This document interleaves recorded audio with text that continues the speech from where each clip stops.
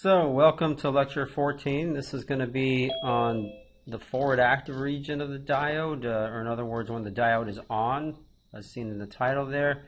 And then we'll start talking about transistors, specifically MOS transistors, and this will be a first of a series of lectures to cover transistors. So just some announcements to start off. Homework number 5 is online. That's due Friday. Your lab number 2 and lab number 2 pre-lab and lab number 1 experimental part are due today. So the lab number 2, because we extended that deadline from before. I guess some of you may have gotten it done last week anyway, but if you didn't, then you got to get it in today before lab section. And your lab number 1 experimental part is also due this week. Next week, the lab number 2 experimental part is due. You'll start lab number 3 next week. And lab number 3 is almost up on the web, or maybe it's already up on the web, I suppose, at least the pre-lab for that. I think it actually is already on the lab. But anyway, the pre-lab is going to be due not next week, but we'll make it due before lab in the second week of lab 3. So lab 3 is kind of a 3-week lab, so it won't be due next Monday, but the Monday after that. And if you can get it done before next Monday, you'd be better off, because then you know more of what you're doing when you actually try to physically do the lab. So lab number 2, the part 2 of it just came up, mainly because we had to figure out ways to get things measured that we otherwise would have done with some of the equipment that's physically in the existing lab that you don't have right now in your lab kits. And I think we figured out a way to do something that's not as accurate, but maybe that teaches you more about exactly what's going on with the op-amp. So hopefully you like the changes we made to the lab to make it doable with your kits. I guess with that, those are my announcements. Any questions about logistics in the class at all? Okay, seeing none, the lecture topic today, again, we're going to finish up diodes and talk about the forward bias region. We'll say a little bit about fabrication of diodes, just because you'll want to know some of this when we start talking about MOS transistors, and then we'll start talking about MOS transistors. And again, this is going to take a few lectures for us. So let's get into it. So let's go into forward bias diodes. But first, I guess I should review, since it's been a weekend, what we've been talking about. So we're talking about this. We're talking about this symbol, right? Diodes. And you've got a lot of diode circuits to work with, at least this, this homework that's due this Friday. But we're interested now in the physics of this diode. So for the homework, you can understand this equation. You really need just to understand this turns off and turns on if you put a VD across it. If you put it forward bias it with the right positive voltage here, it's going to conduct a lot of current.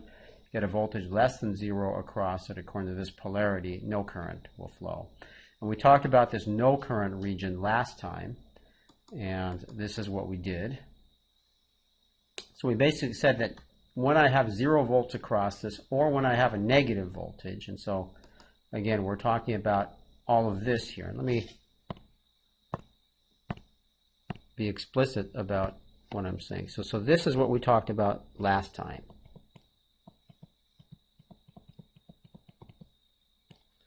And this is what we want to talk about this time.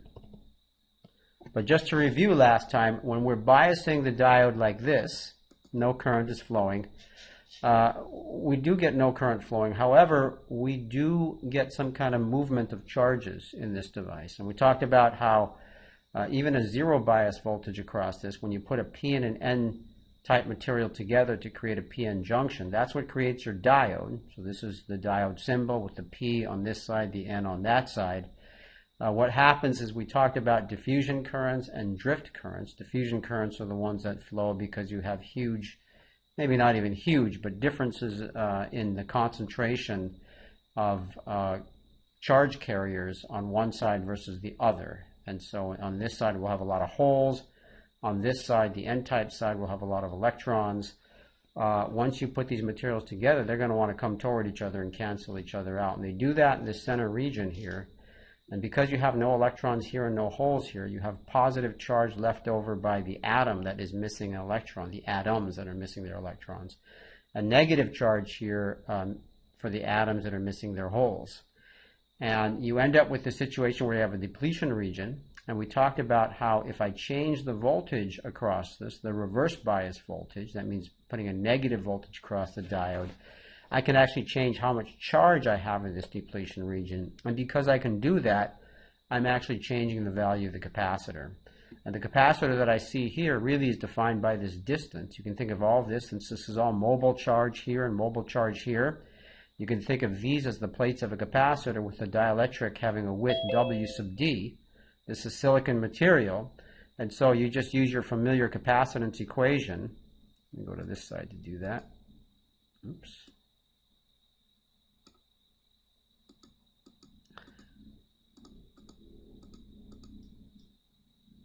So you just use that familiar capacitance equation where it's epsilon S, which is the permittivity of silicon, times the cross-sectional area divided by that distance between the plates, which is WD naught. So think of this as just two plates, a P-type plate and N-type plate with an insulator between them, which is silicon that has no carriers. And that then creates a capacitance. So you can change the value of that capacitance by just changing this voltage V sub R, which is equal to V sub D, minus V sub D in this case. Okay? So in reverse bias, no current flows, but we have a capacitor there. And that's going to be interesting to us later on in the course when we start talking about transistors especially. One thing that I do want to point out now that we pointed out last time is that across this junction, because I have fixed charge there, I develop a voltage across this. And remember last time I said that is the voltage that prevents carriers from flowing across this junction, right? You still have a lot of electrons here, a lot of holes here. They still want to come to each other. However, because of the electric field we develop here, we prevent them from coming to each other. And that electric field is associated then with a voltage, a potential drop, phi j, that we defined last time as well. So I just want to point that out right now because we're about to use that when we talk about the forward active region. So let's now talk about that forward active or forward bias condition. So this is the case where V sub D is greater than 0. This is the part on the IV characteristic that does this. So that's I, and that's the V sub D that we talked about before with our diode. So we're now interested in this part where we're now conducting current. And this is the most interesting part, of course, because it's conducting current.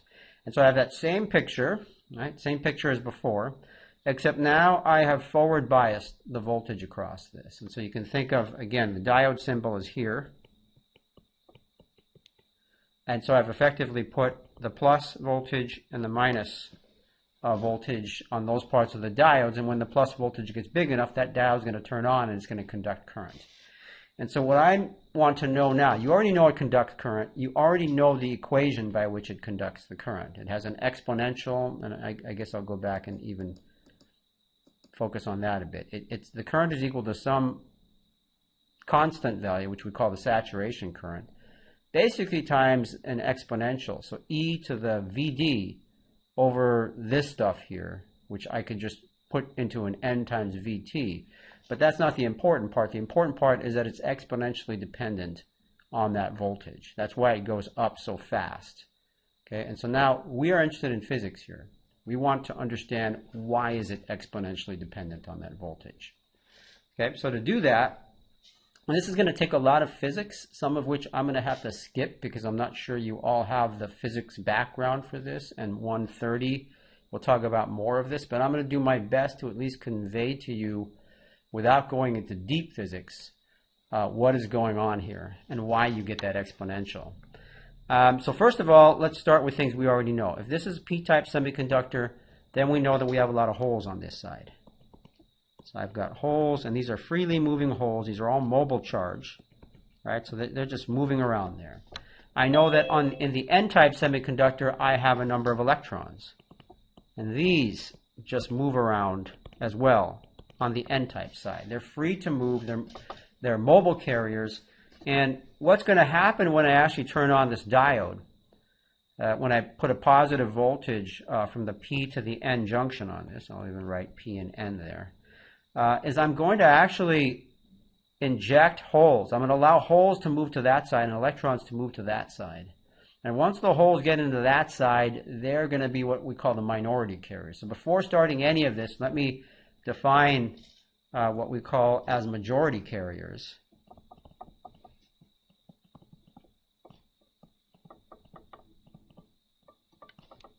All right. On the P side, it's the holes that are majority carriers. On the N side, it's the electrons that are what we call the majority carriers. Majority just means they're just a lot more populous than the other types of carriers. Okay, where on the electron side, holes would be the other type of carriers, and we would call those the minority carriers. Just based on population. Now, in order to understand how these holes get injected to this side, I need to understand a little bit more about what's happening across this depletion region. So for that, let me go to a slide that's somewhat pre-prepared that sort of does some of the physics for you, the math of the physics for you. And so what I want to talk about is this diode depletion region potential barrier. Actually, let me go ahead and put an underline under that and make this a title. Okay, so across this depletion region, I actually develop a potential. I talked about that already. And when I talk about this, I'm going deeper than needed. Okay, but again, I think this might help some of you make sense of what is happening, those of you that have enough physics. If you don't have enough physics and you can't make sense of this, then don't worry about it. You're not really going to need to make sense of it when we talk about circuits using these things. However, if you like physics, this at least may give you some appreciation of what's going on. So again, you'll get a fuller picture in ee130. But what I want to do right now is plot the potential curve across the depletion region. Basically plot the voltage across that depletion region, because that's going to tell me how many carriers can actually be swept to one side or the other. And so that potential curve, the voltage curve, determines the carrier populations. And so here's that PN junction again that I have. And again, on this side, let's just talk about the whole side right now, one side at a time. So on this side, I've got a lot of holes. I have as many holes as the concentration of N sub A of acceptors that I put on this side. And usually that concentration is big. So this is lots of holes. Okay?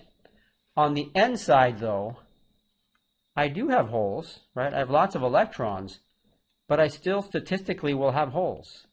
Okay? But a very small number of them. So on this side, I could say I have very few holes. Okay, so I always have holes on either side of this. Okay, it's just that on the P-type side, I got a lot of them. On the N-type side, I only have enough holes that has enough energy to exist on that side. And it's much harder for a hole to exist on the N-type side. The energy needed for that is very high. Okay, and so now I just talked about energies needed for holes to exist on the N side. Let's talk about that energy in more detail here. Let's go on and actually derive things like the electric field that we see across that depletion region. So you know already that I have static charge in the depletion region because I removed the electrons from here, I moved the holes from there. So I have negative charge here, I have positive charge here. You know that if I have negative and positive charge separated like that, what that does is it develops an electric field. And that electric field you can see is going in the leftwards direction. Okay, normally in a coordinate system, we say that the x direction is going to the right. So if my electric field is going to the left, that means my electric field is negative. Okay? And so that's why this kind of makes sense. What I'm plotting here is the charge density. So I already said I have negative static charge here, positive static charge here. It doesn't move. So if I wanted to plot the charge density as a function of location, x across this, I can say even have the x right there. Then I have negative charge, and it's just constant negative charge on the P side. Till I hit the junction, then suddenly I get positive charge on the N side. Okay? Because I have that charge, you know what I can do to get the electric field, those that have the physics for this. So I can use Gauss's law, and I guess I'll even write this in case you want to do that later on. I'm not going to do that here. but for those that know Gauss's law, and I think most of you know that, I think even most of you probably know it, but if you don't, or if you forgot it, yeah, most of you probably forgot it, I suppose. And then again, don't worry about it. We can use Gauss's law, make that look like a use. And let me just put in parentheses, if you don't know it,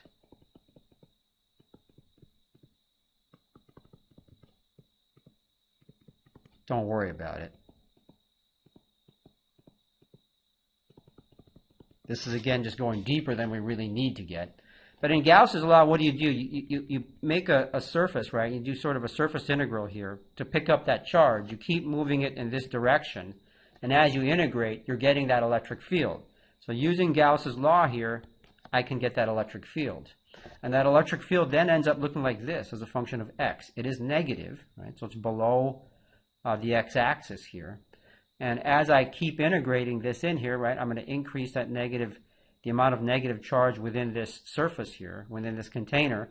But then when I hit the junction, I'm going to start getting positive charge. That's going to decrease it, which is going to decrease that electric field. So it's going to be negative, but it's going to decrease there. So the electric field goes from 0 here to something very negative, and then back to 0 up there. Okay, if I want to get the potential then, some of you know that again, I need to integrate more. So I integrate again to get the potential. And some of you know that what you're really doing is using Poisson's law to do that. But if you don't know that, again, don't worry about that. And what I end up getting is this potential. And so this is what the potential looks like across this depletion region up here. It goes from 0 to some number up here. And that some number up there we've talked about before. That's that number phi j that we talked about before. That's in those depletion region equations. I just want the dot to show for that j. Okay, and that's what we call their built-in potential.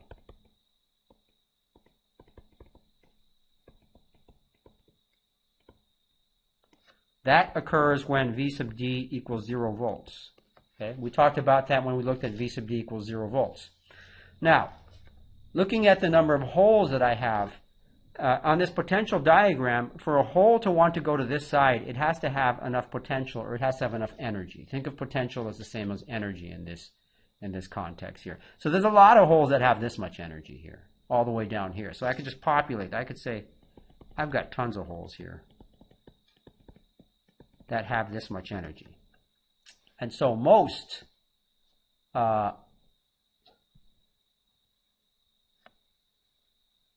holes,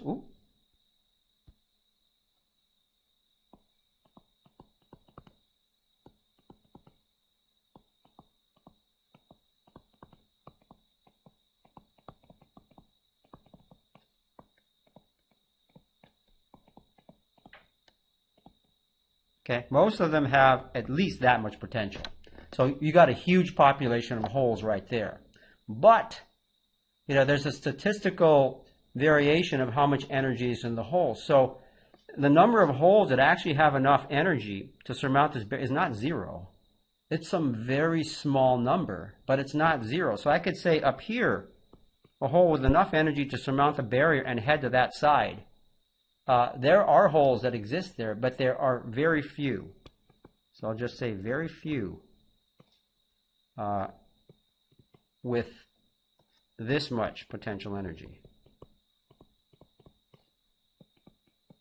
Well, let me not say potential energy, but just say this much potential, which in my context, I'm equating to energy, right? You have a higher voltage, you're at a higher energy state.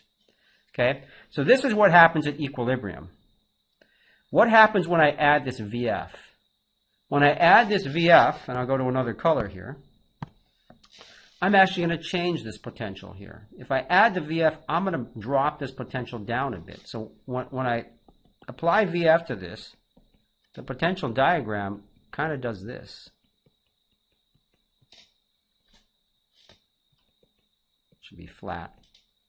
Right? So I add that VF, and this distance here is V sub d equals VF. I've now taken my potential down by a bit. And so how many holes on this side actually have enough energy to get over this? Well, more of them do. Right? So I get more holes here that actually have enough energy to surmount this barrier and head to that side. Now, the number of holes that have that energy is bigger than the number of holes that have this energy all the way up here by an exponential dependence. Right? So I get an exponential increase here.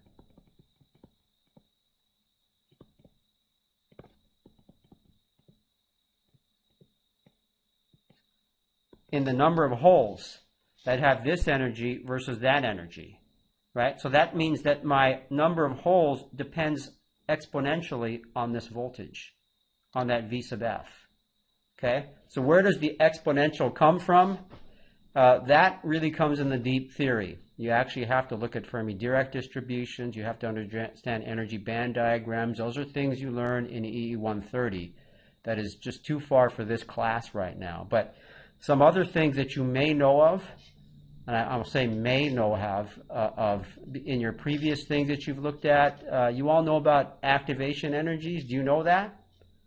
How many people know activation energies? Raise your hand. From chemistry? Okay. Yeah, so some people do know about activation energies. I would think more than, yeah.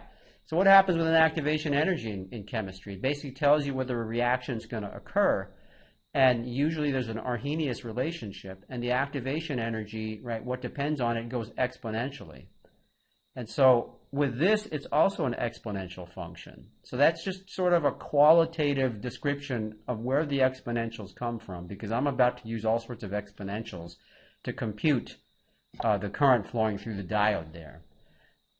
Okay, so someone asks, why is the potential at the N junction higher? Isn't the N junction more rich in electrons and attractive to holes? So the N junction, right, that's where the positive charge is. So the N junction creates positive static charge because it took the electrons away from there, right? There used to be electrons there, they left, so you're left with static charge. So that's at the higher potential, right? And it's the same thing with the P junction. There used to be holes there, they went away, and so you're left with static charge, right? So I guess you're confusing the majority mobile carriers with the static charge. It's the static charge that creates the electric field, not the mobile carriers. Okay, hopefully that answered that question. There you go. Good. Okay, so let's go back to this diagram here. With this knowledge in hand, go back to this diagram and let's understand how current actually flows in a diode. So I forward bias this diode. I now have a situation where I have a certain concentration. Let's focus on this side right now. So I'm injecting holes into this side, and let me go back to this side and say one more thing. When the holes cross the barrier like this,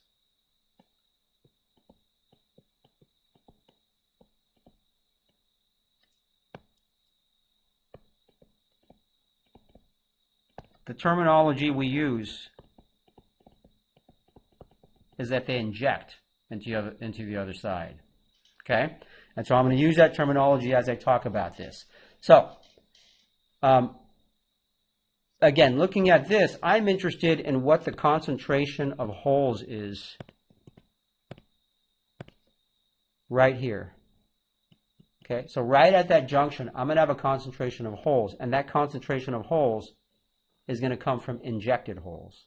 So I'm pointing right there, and I want to write down an expression for the injected hole carriers. Let me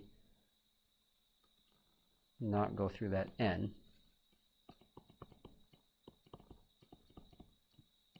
So the injected holes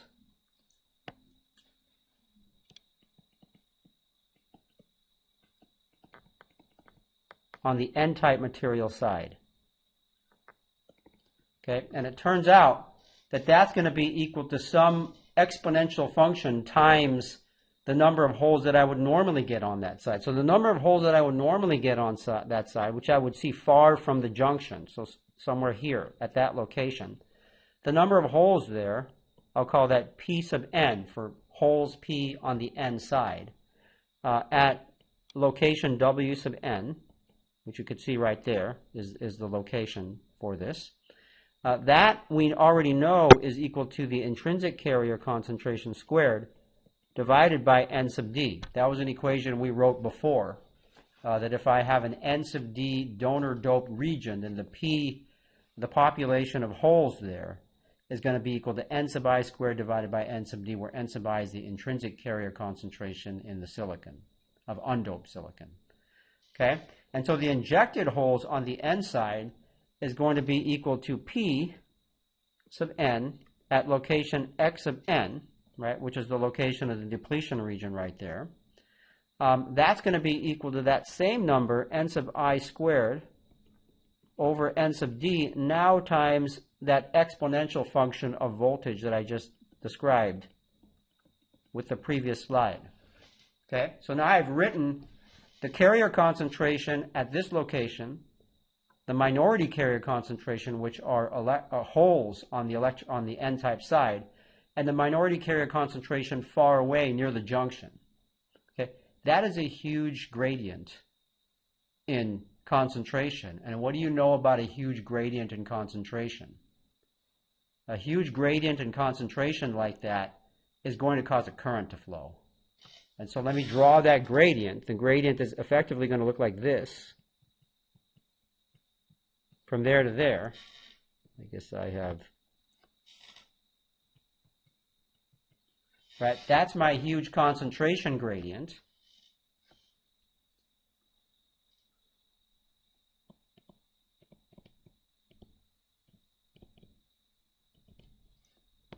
Let me write that a little bit better than I'm doing right there. So let me call this the concentration gradient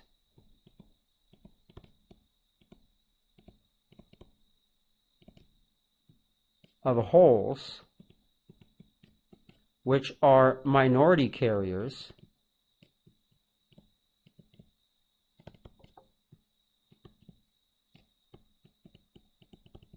on the N side.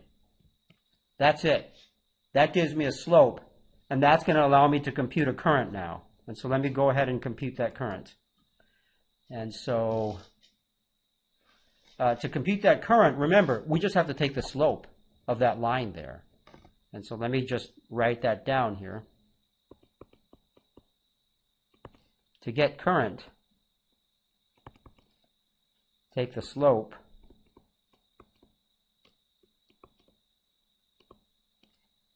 of the minority carrier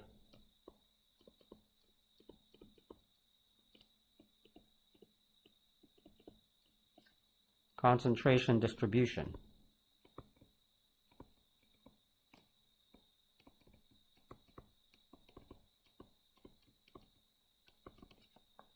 And so to do that, let me give myself a little more space here.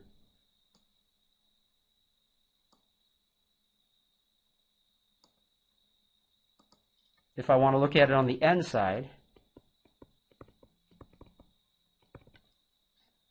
this means I have hole diffusion current.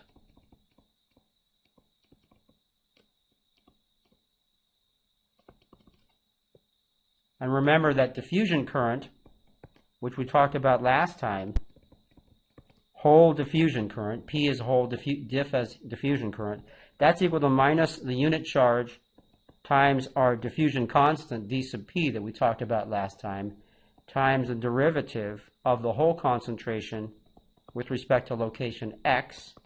In this case, that's going to be minus Q times d sub P times, and I just want to get the slope of this line here. So to get the slope of that line, I'm going to take the concentration at Wn minus the concentration at X of N, which is at the depletion region location, the edge of the depletion region on the N side, divided by Wn minus X of N. So you can see I'm just taking the slope of that curve. And then, let's go to the next page, where I have some other stuff already written, but don't pay attention to this stuff just yet here. Make that blue. But we then end up with a little bit of simplification that J sub P diff is going to then be equal to Q times that diffusion constant d sub p, and I'm going to plug in now these values from the right side, and I'm going to end up with n sub I squared divided by n sub d times 1 over Wn, Wn minus x sub n times plugging in this exponential, and this is, I guess, multiplied by 1, times e to the v sub d over vt power. I don't know why that d turned into that, but all minus 1. So that now becomes a diffusion current of holes on the n side.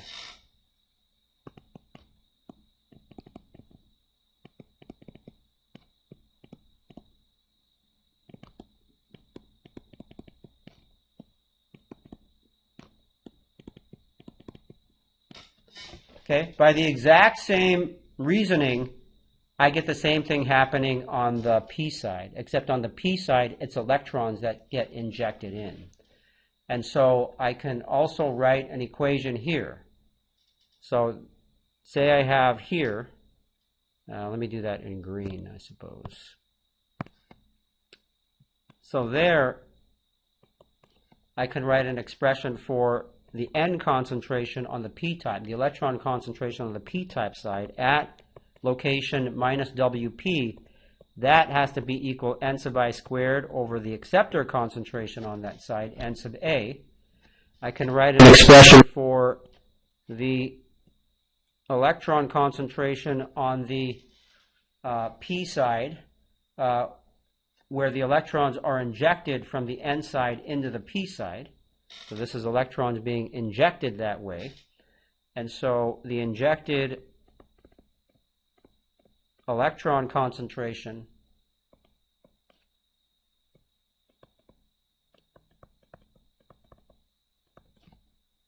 on the p side ends up being equal to n sub p at that location minus x sub p, which is at the depletion region point. There's minus x sub p there. That then is going to be equal to n sub I squared over n sub A, which basically comes from here, right? And now times e to the v sub d over vt.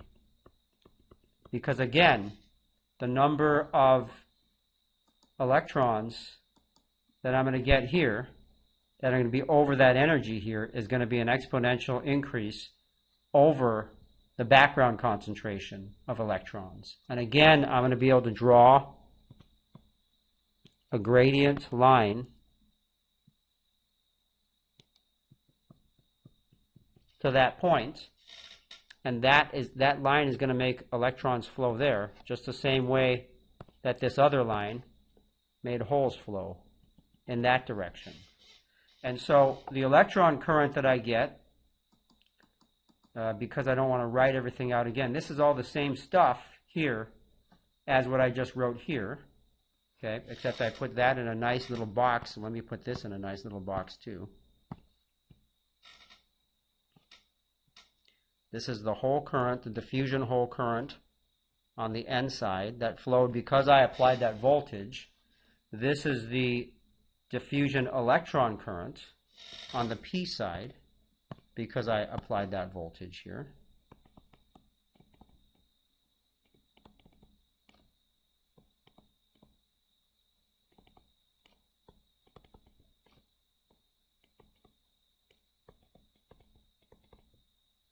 And to get the total current, I just add these two diffusion currents together. And so I should be explicit. I'm really talking about current densities, right? J means current density. To get current, I have to multiply this whole thing by cross-sectional area, okay, which you can do when you're actually attacking problems with this. Okay, and so with this, I have basically derived the current expression, which you could see looks just like the current expression we had before, that I said that I advertised diodes with. And so let's pull that. See, there's the current expression right here. I have exactly that current expression, except now I know what I sub s is. I sub s depends on the unit charge, depends on n sub I, depends on these diffusion constants and the doping concentrations, and the geometry of the diode and its depletion region. Okay, as a question, if the concentration of holes is very high in the p-type junction, wouldn't the injected electrons just combine with holes? Yes, exactly, they would, but it takes a certain amount of time for them to combine. And so what I'm assuming here, which is generally the case here. So for example, think of holes being injected. So there's holes that have a majority carrier population. Suddenly they're minority carriers on this side. The majority carriers are the electrons. And so what happens is the holes get injected to this side, and they do combine with the electrons. But if I make this short enough, this distance from x sub n to wn, they won't recombine. You'll get very little recombination, and they'll make it to that electrode. So in most diodes, what you try to do is make this, make the n-type material as thin as possible, and the p-type material as thin as possible, so you don't get a lot of recombination. But it is true, you will get recombination. If this was very long, then I would get recombination of these, and that would change the amount of current that actually can flow across this. Okay, there you go. All right, so that's it pretty much for diodes and how they work. The last thing I want to do, let me put this here since that's the last thing I looked at. The last thing I want to do is give you an idea of what a diode really looks like. Because I'm drawing boxes. One box is a P, one box is an N. And that's not what diodes really look like. And so let me draw for you an actual diode.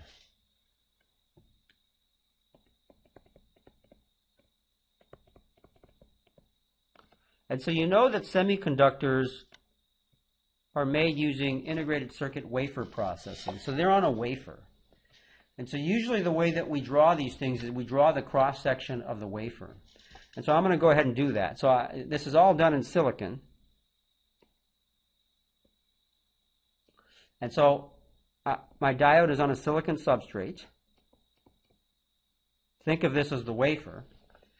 And this is not the full thickness of the wafer. The wafer is actually a lot thicker than the diode. It's many times, it's orders of magnitude thicker than the diode itself. But if I were to make a diode, then this is kind of what it would look like. I would have an N+ junction. This is a PN junction diode. And a P+ junction. And that P+ junction would be contained in N-type material. And the N-type material I made by doping. And I did everything from the top. And so this material is N. And so when I say plus, like I say that plus in the P+, and same thing for the N, that means heavy concentration.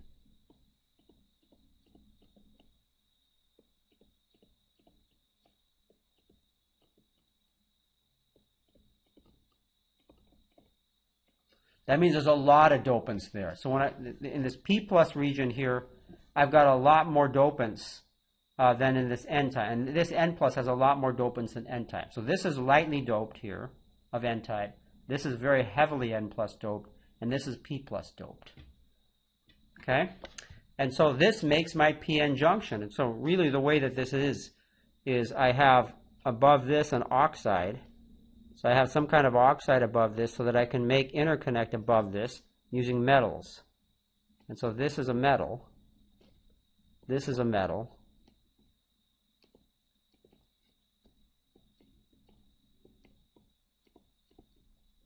Which I can use for interconnects.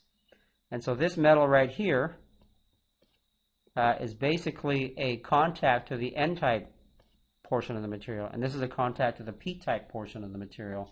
And effectively, what I've just drawn is the way a semiconductor really looks.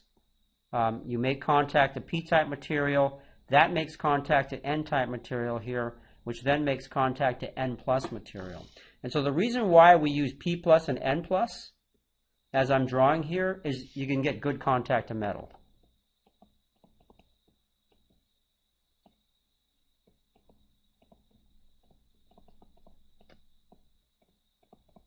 There are other reasons too. You can look just from this equation here that those densities are in this equation, N sub D and N sub A. So you're going to want to look at these. in order to determine how much concentration you want. That's why I want this lightly doped at the junction between the P and the N. And so I guess to give you an idea of the concentrations, let me at least give an idea of the concentrations you have here. When I say plus like that, we're talking about 10 to the 19th per cubic centimeter. If I don't say plus, like this N right here, we're talking maybe about 10 to the 17th per cubic centimeter. You make that look like a 17. Okay, so they're still very high concentrations, but this is considerably lower than that, 100 times lower than that, maybe even more in other things. And so the depletion region that forms, I see a question about the depletion region, it's forming between the P plus and the N type right here. And so the way the depletion region forms, and as you start doing homework problems, you may find this out, but when you have a heavily doped region, the depletion region there is very thin. So I could say that's one boundary of the depletion region, but on the N side, since it's much more lightly doped, I get a bigger depletion region width right here. So in this P plus N type diode, most of the depletion region is in the N side. Let me point at this and say that this is depletion region.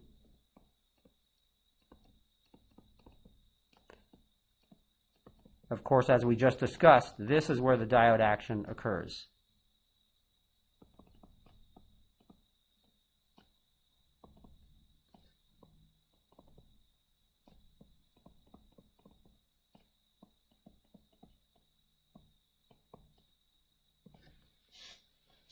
Okay, and I guess I can even say one more symbol here that I want to do. So the substrate in this case is going to be P minus,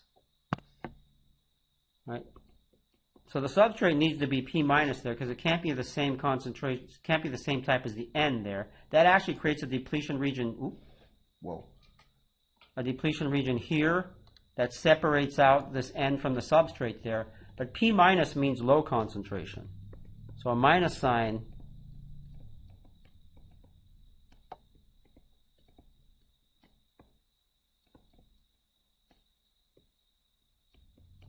means low concentration there. And what I'm drawing is a cross-sectional view. So this is a cross-section.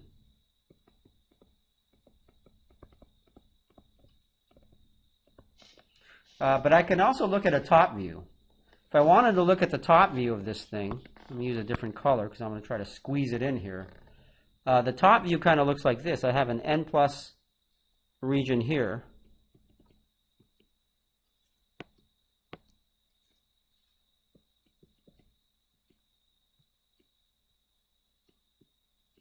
And then I have my P plus region next to it.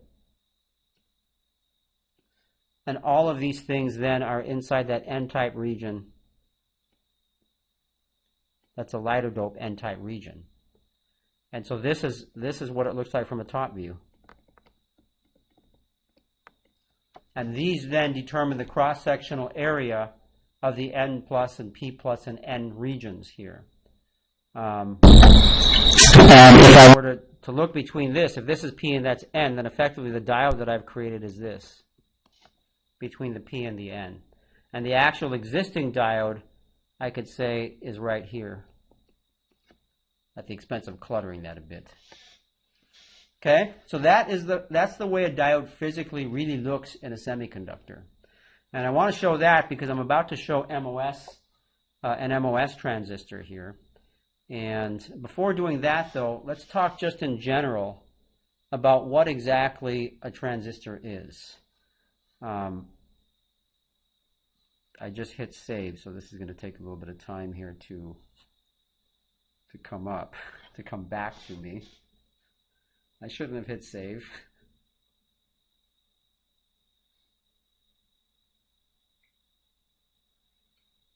It's taken a long time to come back to me.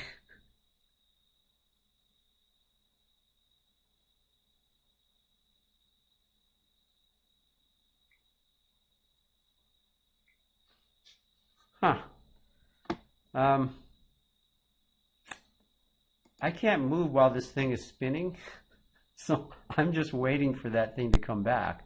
I don't know what's going on. It's possible that my machine is updating, which I don't think it should be doing. I literally cannot do anything while this is doing that.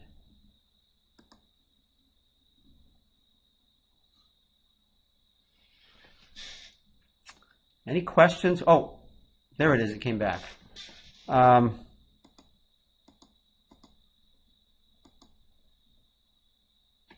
Okay, everything's very slow.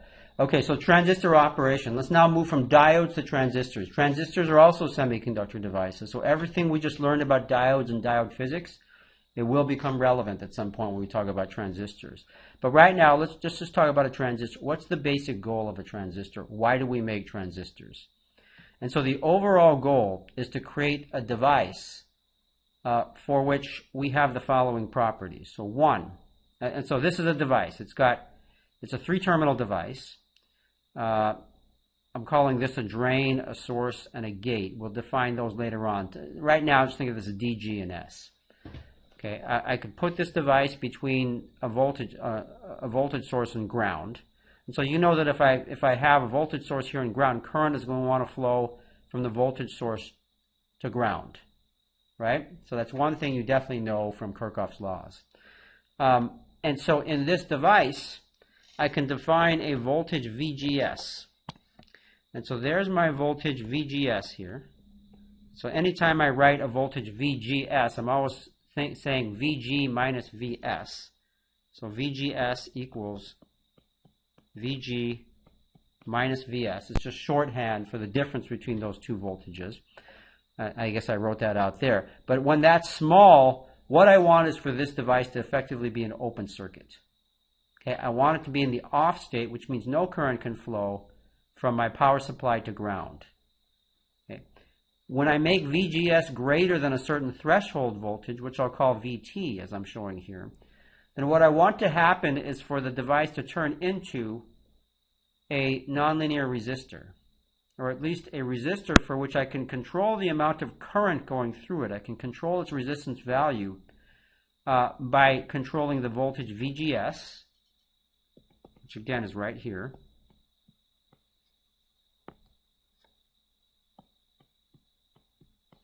And also VDS, which is now the voltage dropped across here. So this current now depends on two voltages there. And because it does so, it is a nonlinear element. So that's why we talked about nonlinear elements. That is exactly what a transistor is when you really break everything down. And so working with transistors means working with nonlinear elements, and that's the rest of the course. It's figuring out how to work with nonlinear elements, how to track that math, which becomes much more difficult when things are nonlinear. That's the big jump, I suppose, in going from 16, which is mostly linear circuits, to now 105, which is going to be mostly nonlinear circuits. Okay, so if I put a high enough VGS across these junction or these terminals, let me make that red here.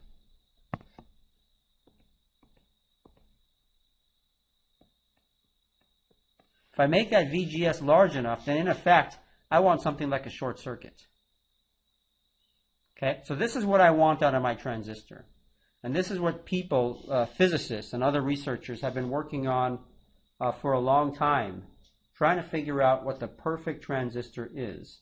And obviously, before transistors, people could use switches for this. They actually use vacuum tubes, which can turn off and on in this fashion here.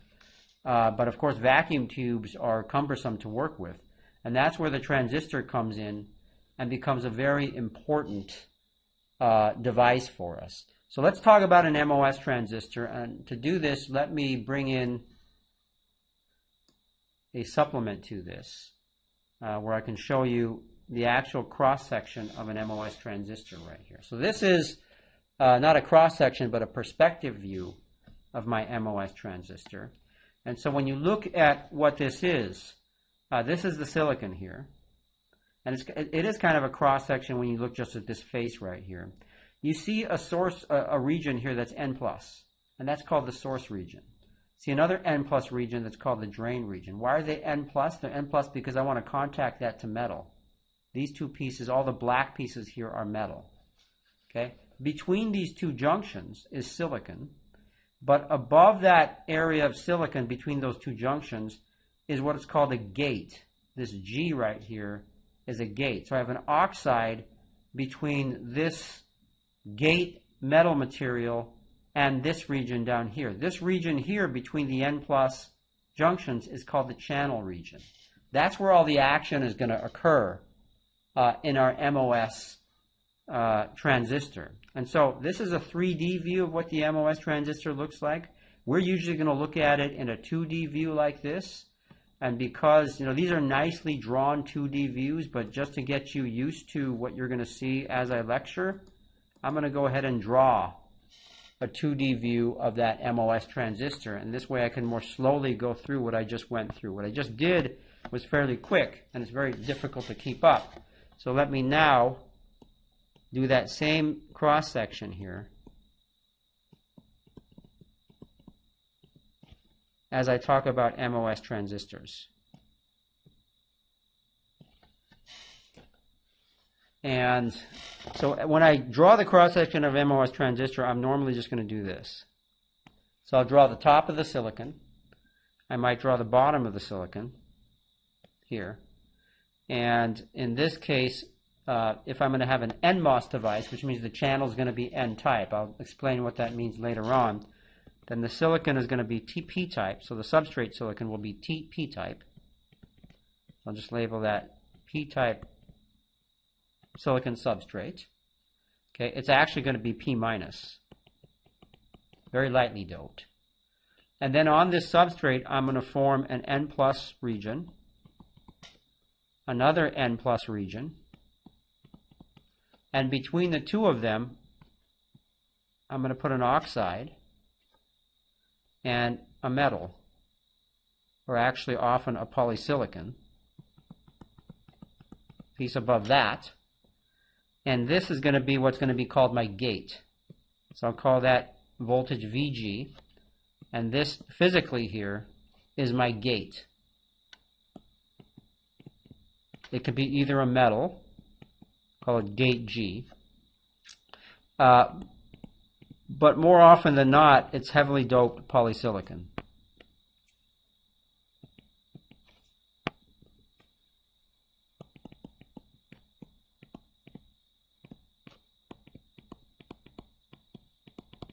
What is polysilicon? It's the same as silicon, but instead of being a single crystal, it's many small crystals of silicon. Okay, in 143, you'll learn that you cannot grow silicon over oxide. You can only grow polycrystalline silicon over oxide. And so, again, it's heavily doped, so it'll be heavily doped N plus in this case. This region between these, again, is the channel. This is where all the action is going to take place. We're going to focus right in there when we talk about the operation of the device. And to make contact to the source and drain, which are the two junctions where we want the current to flow. So I want the current to flow from my drain, which is this. Right? This is my drain, which I'm calling D, to my source. I'll call this voltage V sub S, but this is my source, S. That's that junction. The drain is that junction right there. And my current ID, or I'll call IDS, the current from D to S, is flowing from here through the channel. So there, through the channel, out to this side right here. And this will be the same current flowing through that. Also IDS flows there. And at least in, I guess in high frequency systems, I can get a gate current too, I sub G. So I'll call that I sub G there. So this defines everything you need to understand about this transistor here. Let me just point this and say this is an oxide, okay, which is meant to be a dielectric.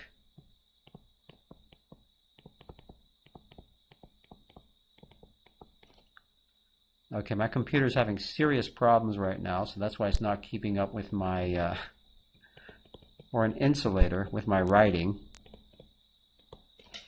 Okay, and I'll say one more thing that I have with this. The substrate itself has to have a voltage on it too. And so I'll put a metal at the bottom there and actually put a contact there. Call that VB. I can actually have a current going into that, which I'll call IB. And this is called my bulk contact, which I'll give a symbol B. And so in the end, this is the physical structure of my MOS transistor in cross-section.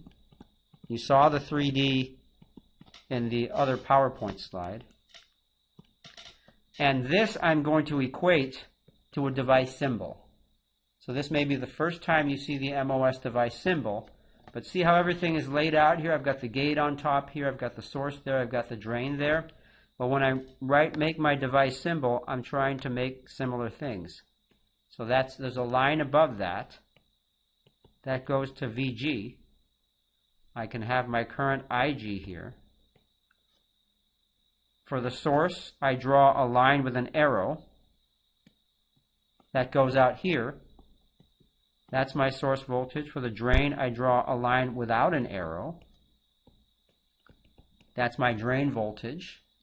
So that's my source. This is my drain. My current, IDS, would go there. This is my gate.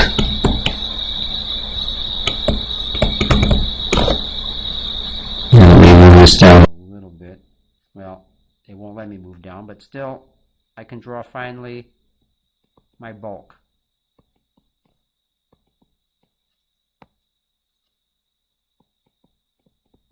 Okay, this symbol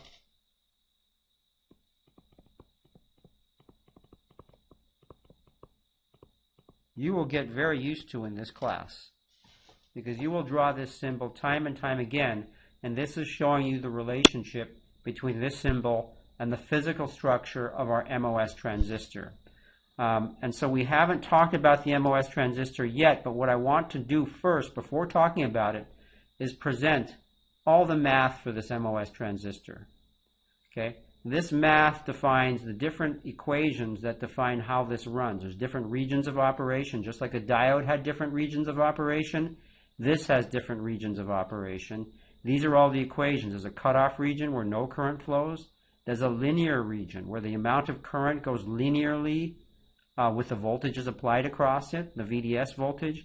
And there's a saturation region where the amount of current is not linear with the VDS, but in fact is dependent still on the gate voltage there. And so all of this, and I'll include this in the lecture here, we won't talk about it today, but we'll talk about it next time. We have, we're out of time right now. But all the equations you need are captured right here. If you know these equations, you know the MOS transistor, but that's not good enough for you, hopefully, right? You want to know where those equations came from. And so I'll say right now, these equations are enough to do Lab 3, but you want to know more. You want to know physically what's going on, because that's just plain cool. And so we will talk about that next time. We're way over time right now. So I'll quit here, and I will see you next time.